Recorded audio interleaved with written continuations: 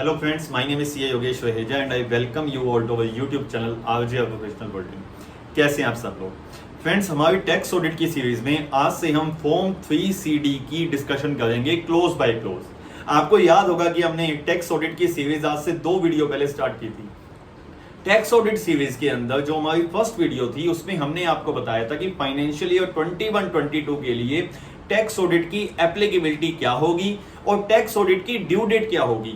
उसमें हमने डिटेल में सेक्शन 4484 की भी डिस्कशन की थी कि आपको प्रिजम्पटिव टैक्सेशन स्कीम में टैक्स ऑडिट कब करानी होती है। अगर हम टैक्स ऑडिट सीरीज की पार्ट 2 की बात करें, वीडियो नंबर 2 की बात करें, तो उसमें हमने बात की थी कि आपको कब फॉर्म 3CA देना होता है और कब फॉर्म 3CB देना होता है और दोनों फॉर्म्स में क्या कंपैरिजन होता है। उस वीडियो का सबसे स्पेशल पॉइंट ये था कि कुछ cases companies and limited liability partnership में भी ऐसे हो सकते हैं जहां पे आपको फॉर्म 3CA ना देके फॉर्म 3CB देना होता है। जब भी हमें टैक्स ऑडिट रिपोर्ट देनी है तो हमें 3CA 3CB के साथ एक statement of particulars of some items form 3CD में भी देना है, जिसमें कि क्लोज नंबर 1 से टोटल क्लोज नंबर 44 तक हमें टैक्स ऑडिट रिपोर्ट में फॉर्म 3CD में भी चेक करने पड़ते हैं। टोटल नंबर ऑफ क्लोजेस होते हैं 50, जो क्लोज 1 से क्लोज 44 तक होते हैं। कुछ लोग बोलेंगे क्लोज 1 से क्लोज 44 तक अगर आप बोल रहे हैं तो ये तो 44 ही क्लोजेस हुए, आप 50 क्लोजेस क्यों बोल रहे हैं। आप आने वाली डिस्कशंस में देखेंगे कि कुछ क्लोजेस जैसे कि 30 capital A, 30 capital B, 30 capital C, 8A, ऐसे कुछ क्लोजेस बीच में भी इंसर्ट किए गए हैं, जिससे कि टोटल नंबर ऑफ क्लोजेस हो जाते हैं 50। आने वाली 3 से 4 वीडियोस में हम सभी उन पॉइंट्स को डिस्कस करेंगे जो कि स्पेशल पॉइंट्स हैं फॉर्म 3CD के हर क्लोज से रिलेटेड। आज की वीडियो में हम डिस्कस करेंगे कि क्लोज नंबर 1 से लेके क्लोज नंबर 9 में कौन कौन से स्पेशल पॉइंट्स आपको 3CD फिल करते वक्त ध्यान रखने हैं। देखिए, फॉर्म 3CD की जो प्राइम रिस्पॉन्सिबिलिटी होती है वो मैनेजमेंट की होती है। जैसे कि आप फाइनेंशियल स्टेटमेंट जब भी बनाते हैं तो आपको पता है preparation of financial statement is the responsibility of management. Auditor की रिस्पॉन्सिबिलिटी है उसे ऑडिट करने की और ये देखने की कि उसके वो ट्रू एंड फेयर व्यू देती है या नहीं देती है। अगर हम टैक्स ऑडिट रिपोर्ट की बात करते हैं तो फॉर्म 3CD के पर्टिकुलर्स को फिल करने की, उसको प्रिपेयर करने की रिस्पॉन्सिबिलिटी मैनेजमेंट की होती है, कंपनी की होती है, और आपकी रिस्पॉन्सिबिलिटी होती है कि फॉर्म 3CD के अंदर दिए गए पर्टिकुलर्स की करेक्टनेस को चेक करना, उसके ट्रू एंड करेक्ट व्यू को चेक करना। सो हम अपनी डिस्कशन स्टार्ट करते हैं क्लोज नंबर 1 से क्लोज नंबर 9 में। अगर हम लीगल गाइडेंस की बात करते हैं तो form 3CD is having 2 parts. Form 3CD के 2 पार्ट्स होते हैं, part A and part B। जो पार्ट A है उसमें कुछ बेसिक डिस्कशंस की जाती हैं। असेसी का नाम क्या है, एड्रेस क्या है, कौन सा प्रीवियस ईयर है, कौन से सेक्शन के अंदर वो अपनी टैक्सेशन इनकम को दिखाता है। सो पार्ट ए में सब जनरल इंफॉर्मेशन होती हैं और पार्ट बी में कुछ स्पेसिफिक सेक्शन रिलेटेड इंफॉर्मेशन देनी होती है, उसे वेट करना होता है। So form 3CD is having 2 parts, part A and part B, which comprises a total number of 50 clauses, clause 1 to clause 44, which contains certain particulars required to be checked, audited by tax auditor. So auditor responsibility is to audit those particulars. The preparation of that form 3CD is the responsibility of management. The report of tax audit in form 3CA and 3CB is to be signed along with form 3CD. जब भी आप अपनी form 3CA में और CB में report देंगे तो आपको form 3CD की रिपोर्ट भी साथ अटैच करनी है, उन पर्टिकुलर्स को भी साथ अटैच करना है। वीडियो नंबर 2 में हमने बात की थी कि जो फॉर्म 3CB है उसमें हम फाइनेंशियल स्टेटमेंट्स की ऑडिट तो करते ही करते हैं टैक्स ऑडिट के परव्यू में, और साथ साथ हम फॉर्म 3CD की भी ऑडिट करते हैं as a true and correct view. और अगर हम फॉर्म 3CA की बात करें तो उसमें हमें फाइनेंशियल स्टेटमेंट की ऑडिट नहीं करनी होती, क्योंकि अदर लॉ में उसकी फाइनेंशियल स्टेटमेंट ऑडिट हो चुकी हैं। उस केस में हमें only and only form 3CD के पर्टिकुलर्स की ट्रू एंड करेक्टनेस चेक करनी होती है। So part A of form 3CD के total close 1 to close 8A हैं, मींस की 9 फिलेबल क्लोजेस हैं, 1 2 3 4 5 6 7 8 एंड 8A। ऐसे ही part B of form 3CD में क्लोज 9 टू क्लोज 44 है, जो कि टोटल 41 फिलेबल क्लोज है। सो अगर आप टोटल क्लोजेस की बात करेंगे फॉर्म 3CD के, so total clauses are 50 clauses. So in this video we will discuss important points in relation to clause 1 to clause 9. So clause 1 to clause 9 के important points को हम डिस्कस करेंगे form 3CD के.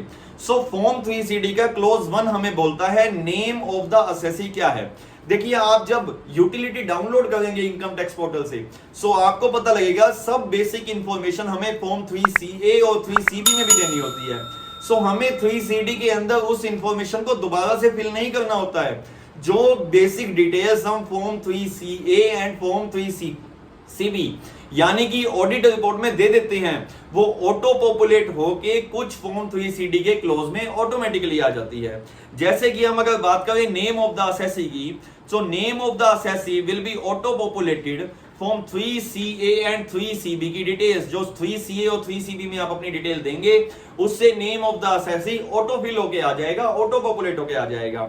अगर हम form 3CA 3CB में name of the assessee की बात करें तो बताइए पैन कार्ड पे जो नाम है हमें वो देना चाहिए, या फिर आप जो ट्रेड नेम यूज करते हैं जैसे कि हम प्रोप्राइटरशिप कंसर्न की बात करें, सो पैन कार्ड में नाम तो होगा इंडिविजुअल का, लेकिन अगर प्रोप्राइटरशिप कंसर्न के लिए मैं कोई अलग ट्रेड नेम यूज करता हूं, मान लीजिए उसका जीएसटी रजिस्ट्रेशन सर्टिफिकेट में उसका ट्रेड नेम कुछ अलग है पैन के लीगल नेम से, मान लीजिए लीगल नेम है मिस्टर ए और उसका ट्रेड नेम है ए एंड कंपनी, तो हमें मिस्टर ए दिखाना है या ए एंड कंपनी दिखाना है. सो हमारा guidance note on tax audit हमें बोलता है कि आप पैन का नाम दिखा सकते हैं if there is a different trade name like we see in case of proprietorship concern. आप उस ट्रेड नेम को भी दिखा सकते हैं. अगर आप किसी ब्रांच की ऑडिट कर रहे हैं सो उस केस में आप असेसी के नाम के साथ ब्रांच का नाम भी देंगे. मान लीजिए दिल्ली की एक ब्रांच है एबीसी कंपनी की, सो आप लिखेंगे एबीसी कंपनी दिल्ली ब्रांच. सो पैन का नाम दिखा सकते हैं. अगर आप डिफरेंट ट्रेड नेम यूज करते हैं तो उस ट्रेड नेम को भी दिखा सकते हैं. अगर आप ब्रांचेस की टैक्स ऑडिट कर रहे हैं तो उस केस में आपको असेसी के नाम के साथ ब्रांच का नाम भी दिखाना पड़ेगा. आप देखिए आपके कई सारे बिजनेस हो सकते हैं, हो सकता है आपके एक बिजनेस की टैक्स ऑडिट हो रही हो, सेकंड बिजनेस आपका टैक्स ऑडिट के परव्यू में ना आता हो. सो अगर आपके एक बिजनेस की टैक्स ऑडिट हो रही है तो आप उसी ट्रेड नेम को दिखाइए जो टैक्स ऑडिट के परव्यू में आ रहा है. अगर आप असेसी का नाम दिखाएंगे तो उससे यह पता लगता है कि कंप्लीट असेसी के बुक्स ऑफ अकाउंट्स उसके सभी बिजनेसेस की ऑडिट आपने इसी टैक्स ऑडिट रिपोर्ट में की है. सो असेसी के नाम में आपको ट्रेड नेम भी देने का ऑप्शन मिलता है. क्लोज नंबर 2 होता है एड्रेस का. ये एड्रेस का क्लोज भी फॉर्म 3CA और 3CB से ऑटो पॉपुलेट होकर आता है. अब हमें इसमें क्या एड्रेस दिखाना चाहिए. देखिए कंपनीज के केस में हमारे पास एमसीए का डाटाबेस होता है. एमसीए के डाटाबेस में रजिस्टर्ड ऑफिस का एड्रेस भी आता है और एडिशनल प्लेस ऑफ बिजनेस का एड्रेस भी आता है जहां पे बुक्स ऑफ अकाउंट्स हम मेंटेन करते हैं. सो कंपनी के केस में आप रजिस्टर्ड ऑफिस का एड्रेस दे सकते हैं. अगर आप कंपनी के अलावा बात करते हैं इंडिविजुअल की, एचयूएफ की, पार्टनरशिप फर्म की, सो इनकम टैक्स के डेटाबेस में जो एड्रेस है आप उसे यूज कीजिए. साथ साथ आप ये भी देखिए कि वो असेसी कहां से अपना बिजनेस रन करता है, मींस कि उसका बिजनेस कौन सी प्रीमिसेस से रन होता है, उसके क्या डॉक्यूमेंट्स असेसी मेंटेन करता है, आप वो एड्रेस भी दे सकते हैं. अगर आप किसी ब्रांच की ऑडिट कर रहे हैं तो आप ब्रांच का एड्रेस भी दे सकते हैं. एड्रेस के बाद बात आती है पैन नंबर और आधार नंबर की. आपको pan number tax audit report में देना मैंडेटरी है, आधार नंबर देना ऑप्शनल है. आधार नंबर हम सिर्फ दे सकते हैं उन केसेस में जहां पे हम किसी प्रोप्राइटरशिप कंसर्न की यानी कि किसी इंडिविजुअल की ऑडिट कर रहे हैं. पैन नंबर आपको हर हाल में देना है. सो पैन और आधार दोनों को इंसर्ट करने का ऑप्शन, जो लिखने का ऑप्शन आपके पास है वो फॉर्म 3CA और 3CB में है. 3CD के अंदर ये डिटेल्स ऑटो पॉपुलेट होके आती हैं. सो पैन नंबर आपको देना ही देना है. आधार नंबर आप दे दें तो भी कोई दिक्कत नहीं है और नहीं देंगे तो भी आपके लिए ऑप्शनल होगा. क्लोज नंबर 4 होता है whether the assessee is liable to pay indirect tax like excise duty, service tax, sale tax, GST, custom duty etc. क्या assessee इनमें से कोई भी टैक्स देने के लिए लायबल है? Then please furnish the registration number or GST number or any other identification number allotted for the same. मैंने काफी टैक्स ऑडिट रिपोर्ट में देखा है कि लोग जीएसटी नंबर्स दिखा के सिर्फ छोड़ देते हैं.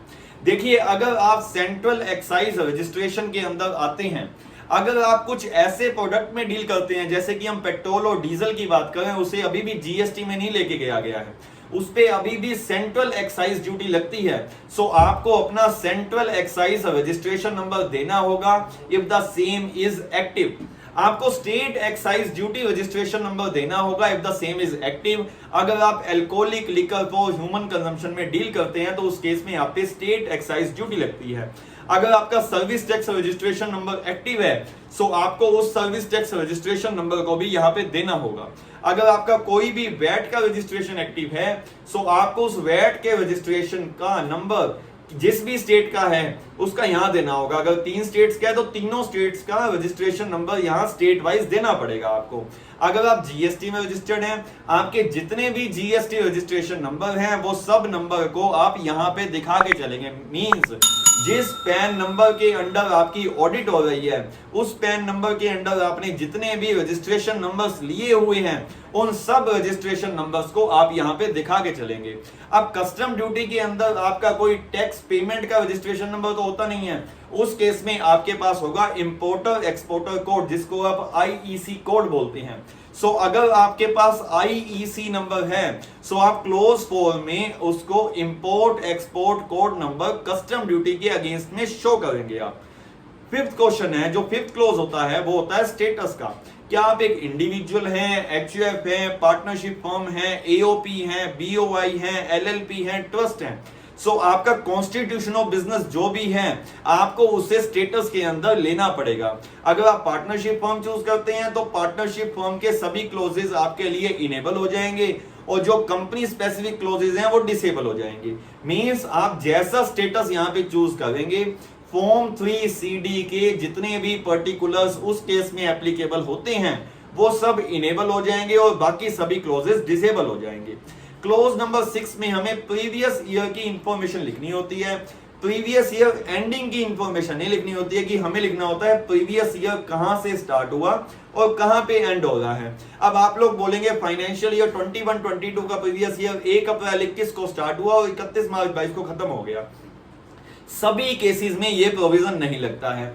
मान लीजिए कोई कंपनी नई इनकॉर्पोरेट हुई है, कोई पार्टनरशिप फर्म नई बनी है या मैंने बिजनेस नया स्टार्ट किया है मिड ऑफ द ईयर में, सो उस केस में मेरी बिगिनिंग डेट 1 अप्रैल 21 की नहीं होगी, इनकॉर्पोरेशन की डेट होगी जिस दिन मेरा सर्टिफिकेट ऑफ इनकॉर्पोरेशन मेरे हाथ में आया या फिर मेरी पार्टनरशिप फर्म इनकॉर्पोरेट हुई या मैंने अपनी प्रोप्राइटरशिप कंसर्न का बिजनेस स्टार्ट किया है।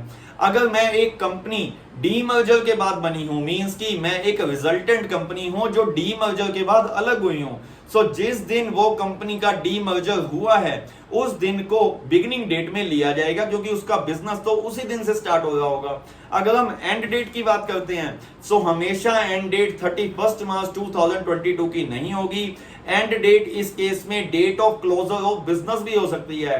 मान लीजिए मैंने दिसंबर में अपना बिजनेस बंद कर दिया, सो प्रीवियस ईयर 31 मार्च 2022 को एंड ना हो गए, जिस दिन मैंने बिजनेस को क्लोज किया है उस दिन प्रीवियस ईयर को एंड माना जाएगा। 7th क्लोज होता है असेसमेंट ईयर का, ऑटो पॉपुलेट होता है फॉर्म 3CA 3CB की डिटेल से और जो आप डिटेल्स प्रीवियस ईयर की डालेंगे। सो 21-22 का असेसमेंट ईयर आपका होगा असेसमेंट ईयर 22-23। सो अगर हम फाइनेंशियल ईयर 21-22 की बात करते हैं so assessment year 22-23 will be the assessment year in that case. Clause number 8 हमें बोलता है इंडिकेट द रेलिवेंट क्लोज। बहुत इंपॉर्टेंट पॉइंट की अब हम डिस्कशन करने वाले हैं। Indicate the relevant clause of section 44AB under which the audit has been conducted. आपको पता है सेक्शन 44AD में ऑडिट की कई सारी किस्में दी गई हैं, कई सारी आइटम्स दी गई हैं। आप किस आइटम में फॉल होते हैं सेक्शन 44AB की ऑडिट के, आपको उसे यहां पे लिखना पड़ेगा। आप टैक्स ऑडिट की एप्लीकेबिलिटी वाला वीडियो जो पार्ट 1 है हमारी टैक्स ऑडिट सीरीज का, अगर उसको आप जाके देखेंगे तो वहां पे आपको पता लगेगा कि सेक्शन 44AB की ऑडिट कैसे कैसे होती है, किन किन कैटेगरीज में और किन किन क्लोजेस में डिवाइडेड होती है। सो अगर हम बात करें फॉर्म 3CA जब हम फाइल करते हैं, मींस जब हमारी ऑडिट किसी और लॉ में भी होती है, उस केस में हम only and only 1 point choose करेंगे, that always choose third provision to section 44AB audited under any other law. मान लीजिए आप एक कंपनी है, आपकी कंपनी की टर्नओवर है 5 करोड़ रुपए की और आपको अपना टैक्स ऑडिट करवाना पड़ रहा है, मींस आप पे टैक्स ऑडिट एप्लीकेबल है। क्योंकि आप एक कंपनी हैं, आपकी स्टैट ऑडिट अलग से भी हुई होगी, आप अपना फॉर्म 3CA फाइल करने वाले हैं, तो भी आप सिलेक्ट करेंगे third proviso to section 44AB। क्योंकि third proviso to section 44AB हमें यह बोलता है कि अगर आपकी ऑडिट किसी और लॉ में हुई है, उस केस में आप दोबारा से फाइनेंशियल स्टेटमेंट की ऑडिट नहीं कर रहे हैं, ओनली फॉर्म 3CD के पर्टिकुलर्स की ऑडिट कर रहे हैं। सो जिन जिन केसेस में आप फॉर्म 3CA दे रहे हैं, अगर आप यहां पे third proviso to section 44AB choose करते हैं, सो गवर्नमेंट को पता लग जाएगा कि फाइनेंशियल स्टेटमेंट की ऑडिट का जो ओपिनियन है वो आपके फॉर्म 3CA में नहीं है, आपकी responsibility only and only form 3CD है। सो 3CA में ओनली वन ऑप्शन आप चूज करेंगे। काफी लोग अदर ऑप्शन चूज करते हैं, 3CA के केस में ओनली वन ऑप्शन चूज करेंगे, third proviso to section 44AB audited under any other law. अगर आप 3CB फाइल कर रहे हैं तो आपके पास कई सारे ऑप्शंस होते हैं। फर्स्ट ऑप्शन है आपके पास 44ABA proviso where aggregate cash receipts and cash payments of business exceeding specified limit। आप अगर part 1 of our tax audit series जाके देखें और टैक्स ऑडिट की एप्लीकेबिलिटी वहां पे देखें तो आपको पता लगेगा, जब भी आप कैश के ट्रांजैक्शंस 5% से ज्यादा करते हैं, उस केस में आपके टैक्स ऑडिट की लिमिट 1 करोड़ की होती है, और जब 5% से कम आप कैश ट्रांजैक्शंस करते हैं, उस केस में आपको 10 करोड़ की टर्नओवर लिमिट मिलती है टैक्स ऑडिट की एप्लीकेबिलिटी के लिए। सो अगर आप पे 1 करोड़ की लिमिट एप्लीकेबल है, सो उस केस में आप 44ABA ऑप्शन चूज करेंगे। अगर आप एक बिजनेसमैन है, means if you are a businessman और आप कैश की रिसीट्स और कैश की पेमेंट्स 5% से ज्यादा करते हैं, इसलिए आप पे अगर 1 करोड़ की लिमिट एप्लीकेबल है, सो उस केस में आप ये वाला ऑप्शन चूज करेंगे। अगर आप पे 10 करोड़ की लिमिट लगती है, उस केस में आप 44ABA total sales turnover gross receipts of business exceeding specified limit, जब आप 10 करोड़ की लिमिट यूज कर रहे हैं, 1 करोड़ की लिमिट यूज करेंगे तो फर्स्ट पॉइंट यूज करेंगे। अगर आप 10 करोड़ वाली लिमिट के अगेंस्ट में टैक्स ऑडिट करा रहे हैं, मींस आपकी कैश ट्रांजैक्शंस 5% से कम हैं, उस केस में आप 44AB ये सेकंड ऑप्शन चूज करेंगे। ये दोनों ऑप्शन बिजनेसेस के लिए हैं। 44ABB आप तब चूज करेंगे when you are not into business, you are into a profession. जब आप कोई प्रोफेशन कर रहे हैं और आपकी ग्रोस रिसीट्स 50 लाख से ज्यादा की हैं, उस केस में आप ऑप्शन चूज करेंगे 44ABB professional receipts greater than ₹50 lakh. 44ABC इसके 3 पार्ट हैं, C1, C2, C3। ये सब आपको स्पेशल टैक्सेशन स्कीम में जो सिस्टम बताया गया टैक्सेशन का, अगर आप उससे कम दिखाते हैं अपनी इनकम को, उस केस में 44AB C1, 2 एंड 3। जैसा कि आप 44AB C1 देख रहे हैं, तो जो presumptive taxation scheme goods carriage के लिए होती है 44AE की, अगर आप उससे कम अपना प्रॉफिट शो करते हैं और आपकी टैक्स ऑडिट हो रही है, सो आप 44AB C1 सिलेक्ट करेंगे। अगर आप 44BB का जो special taxation scheme mineral oil के एक्सप्लोरेशन के लिए यूज होता है, अगर आप उससे कम प्रॉफिट शो कर रहे हैं, तो 44AB C2 चूज करेंगे। 44AB C3 आप सब तब चूज करेंगे अगर आप सेक्शन 44BBB से कम प्रॉफिट शो कर रहे हैं, जो कि फॉरेन कंपनीज के लिए होता है जब वो कोई टर्न की पावर प्रोजेक्ट्स में लगे होते हैं।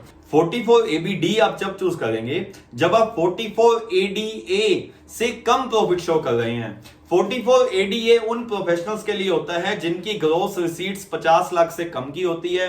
अगर वो 50% से कम अपनी इनकम शो करते हैं, उस केस में उन पे टैक्स ऑडिट मैंडेटरी बेस पे होता है। सो ऐसे केसेस में आप 44AB का पार्ट डी चूज करेंगे और 44AB का पार्ट ई आप तब चूज करेंगे जब आप पे सेक्शन 44AD4 लग रहा है, मींस कि आप एक बिजनेसमैन हैं और आप अपना प्रॉफिट 6% या 8% से कम दिखाते हैं और आपका ईयर लॉक इन ईयर है। अब लॉक इन ईयर का मतलब अगर आपको समझना है, सो आपको हमारी वीडियो देखनी पड़ेगी टैक्स ऑडिट एप्लीकेबिलिटी की, उसमें आपको यह पता लग जाएगा कि लॉक इन ईयर क्या होता है। अगर हम समराइज्ड वे में बात करें, सो अगर किसी भी असेसी ने कभी पिछले सालों में प्रिजम्पटिव टैक्सेशन स्कीम का बेनिफिट लिया है और अगर वो इस साल में अपना प्रॉफिट 6% या 8% से कम शो करता है, सो इस साल में प्लस अगले 5 साल में, इन 6 सालों में उसकी टैक्स ऑडिट को मैंडेटरी कर दिया जाएगा। सो ऐसे केसेस के अंदर उसकी टैक्स ऑडिट मैंडेटरी होगी, तो ये 6 साल का जो पीरियड होगा इसे हम लॉक इन ईयर कहेंगे। सो अगर आप इन 6 सालों में से किसी भी साल में इस वजह से टैक्स ऑडिट करा रहे हैं क्योंकि आप लॉक इन ईयर में हैं, सो आप 44AB ऑप्शन सिलेक्ट करेंगे। ये ऑप्शंस आपको 100% सही से सिलेक्ट करने हैं। यहां पे 2 जगह गलती होती है, एक 44AB के अंदर और एक third provision to section 44AB के अंदर। सो दोनों केस ही आपको ध्यान रखने हैं। क्लोज 8A मींस कि हमारी डिस्कशन का क्लोज 9, लेकिन close number 8A of form 3CD हमें पूछता है whether the assessee has opted for taxation under section 115BA, 115BAA, 115BAB, BAC, BAD, क्या आपने स्पेशल टैक्सेशन स्कीम को चूज किया है। अगर हम मैन्युफैक्चरिंग कंपनीज के लिए बात करें तो सेक्शन 115BA की स्कीम होती है उनके लिए, डोमेस्टिक मैन्युफैक्चरिंग कंपनीज के लिए, और 115BAB की स्कीम होती है डोमेस्टिक मैन्युफैक्चरिंग कंपनी के लिए। अगर आप 25% टैक्स रेट चूज करते हैं सेक्शन 115BA का और आप कुछ डिडक्शंस नहीं लेते हैं, सो उस केस में गवर्नमेंट आपको बोलती है कि आप फॉर्म 10IB फाइल कर दो और आप टैक्स रेट अपना 25% दे देना। जो बाकी डोमेस्टिक कंपनीज हैं जो कि मैन्युफैक्चरिंग कंपनीज नहीं हैं, उनके केस में बोला कि आप अपना फॉर्म 10IC फाइल कर दो और आप 22% की टैक्सेशन स्कीम ले लो। इसे बोला तो 22% टैक्सेशन स्कीम गया है, लेकिन इस केस में आपका सरचार्ज लगाना मैंडेटरी होता है, चाहे आपकी इनकम 1000 रुपीज की क्यों नहीं है। सो इसलिए जो इसका अफेक्टिव टैक्स रेट बनता है दैट इज 25.17%।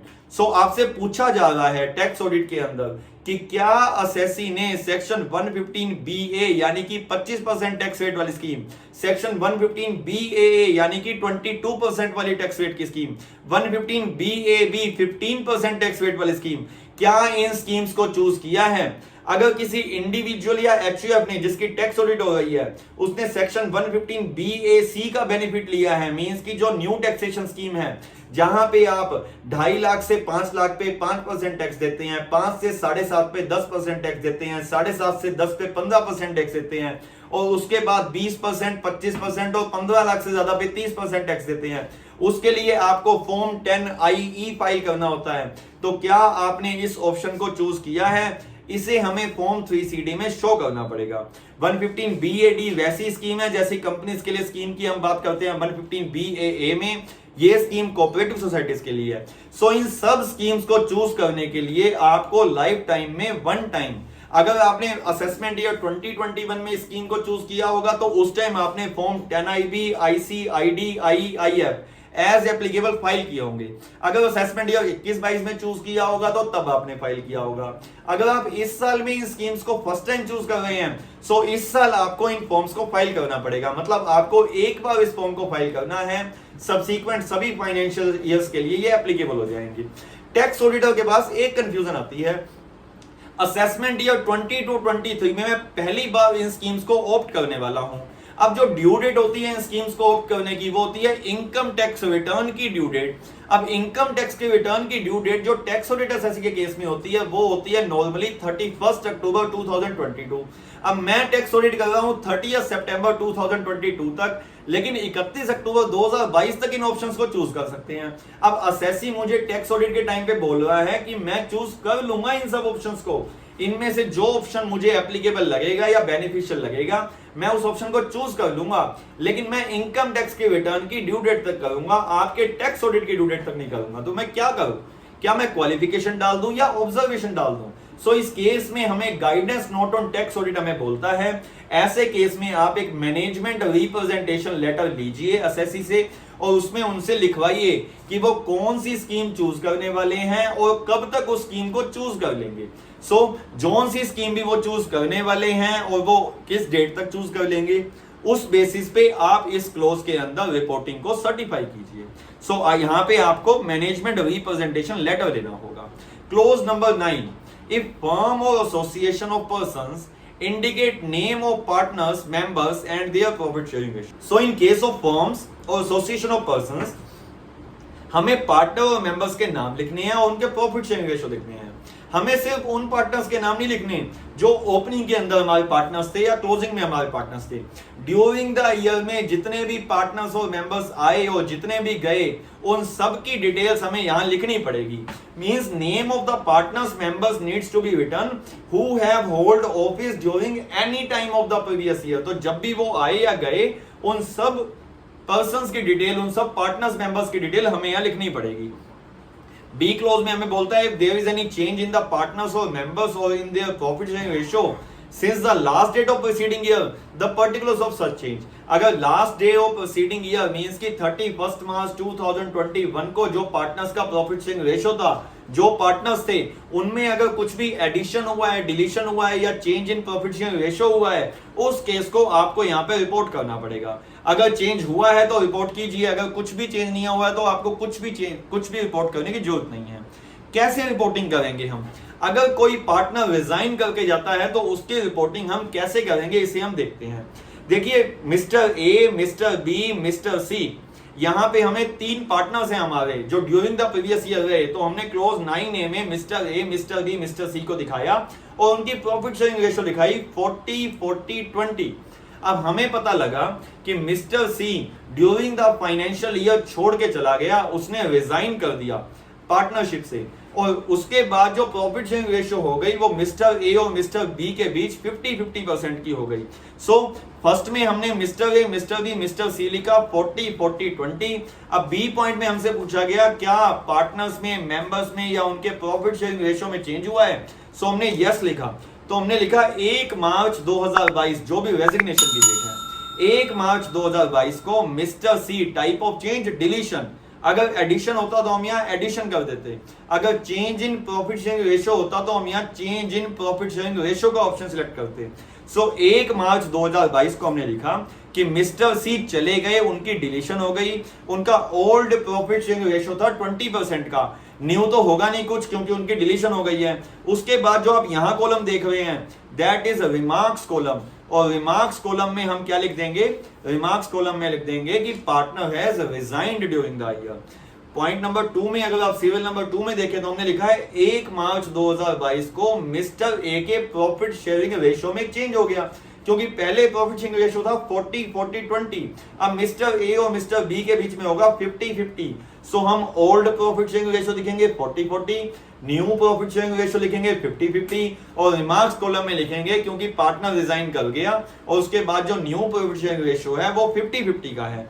सो ऐसे आप किसी भी पार्टनर की रेजिग्नेशन को क्लॉज नंबर 9 में दिखा सकते हैं। ऐसे ही अगर कोई पार्टनर ने एडिशन किया है, मान लीजिए पार्टनर पी और पार्टनर क्यू पहले से 50-50 के प्रॉफिट शेयरिंग रेशियो के पार्टनर्स थे, और पार्टनर आर की एडिशन हुई है अब, और एडिशन होने के बाद उनका जो प्रॉफिट शेयरिंग रेशियो हो गया वो हो गया 40-40-20। सो ऐसे केस के अंदर पी क्यू आर 40-40-20 के पार्टनर्स हैं, लेकिन चेंज तो इसी साल में हुआ है क्योंकि हम बोल रहे हैं कि मिस्टर आर ने इसी साल में ज्वाइन किया है। सो 9B के अंदर हम दिखाएंगे यस चेंज हुआ है। मान लीजिए डेट ऑफ चेंज है 1 मार्च 2022, सो हम दिखाएंगे मिस्टर आर की एडिशन हुई है और ओल्ड प्रॉफिट शेयरिंग रेशियो तो उनका कुछ था ही नहीं, न्यू प्रॉफिट शेयरिंग रेशियो आ जाएगा उनका 20% का। और सेकंड सीरियल नंबर में हम दिखाएंगे 1 मार्च 2022 को मिस्टर पी के प्रॉफिट शेयरिंग रेशियो में भी चेंज हो गया, जो पहले 50% के पार्टनर्स थे अब वो 40% के पार्टनर है। सेम पॉइंट हम क्यू के केस में भी दिखाएंगे। सो ऐसे आप कोई भी पार्टनर अगर रिजाइन करता है किसी फर्म का, या कोई भी पार्टनर की एडिशन होती है किसी भी फर्म के, उससे आप इस तरीके से शो कर सकते हैं अपने फॉर्म 3CD के अंदर। दोस्तों, अगर आपने टैक्स ऑडिट सीरीज का पार्ट 1 और पार्ट 2 अभी तक नहीं देखा है तो उन दोनों वीडियोस का लिंक आपको इस वीडियो के डिस्क्रिप्शन में मिल जाएगा, आप वहां से उस वीडियो को रेफर कर सकते हैं। होप दोस्तों आपको हमारा ये वीडियो अच्छा लगा होगा। अगर आपको हमारा वीडियो अच्छा लगा तो इसे लाइक, कमेंट एंड शेयर जरूर कीजिएगा, और ऐसे ही रेगुलर अपडेट्स के लिए आप हमारा चैनल सब्सक्राइब कर सकते हैं। RJR professional bulletin. Thank you so much.